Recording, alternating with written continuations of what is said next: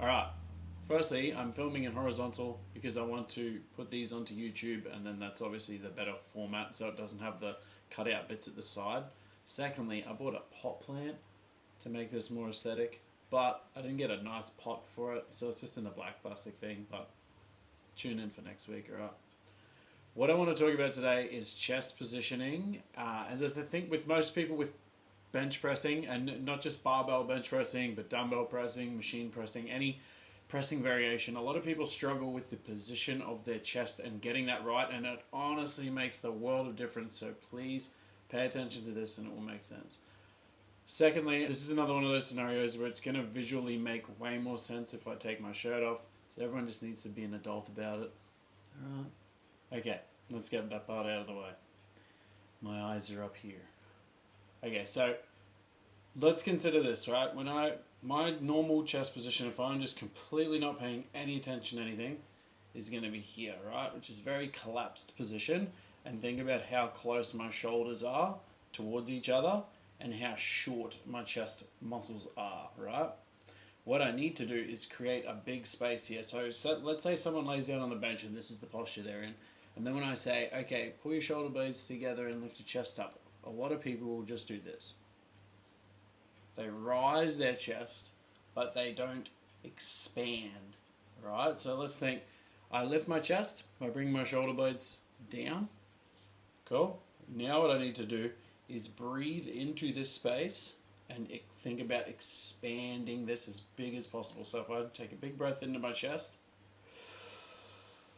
bigger, now hold that position, don't let it drop, take another breath in. Now look at how much difference that is between how much space there is between here and now. Because my chest is so open, now it's really easy for me to use my upper back muscles to pull my shoulder blades together and down. If I am here and I'm trying to bring my shoulder blades together and down, they don't quite lock in and they're not going to stay stuck together efficiently enough for your bench press to be any good. So when you lay back on the bench, when you first think about getting your chest into this position, bring your shoulder blades together and down and expand it. If I'm bench pressing and my eyes are looking up at the bar, I want to see my chest in my peripheral vision. Like, I want to be able to see my chest pushing up as much as I can. And then now, once I've got this big chest position, shoulder blades together and down, when the bar is coming down, all I need to focus on is just not letting my chest drop. I just don't want to get here and then have this start to happen. I want to keep my chest tall, push towards the rack. Alright, I'm getting uncomfortable having my shirt off for this long.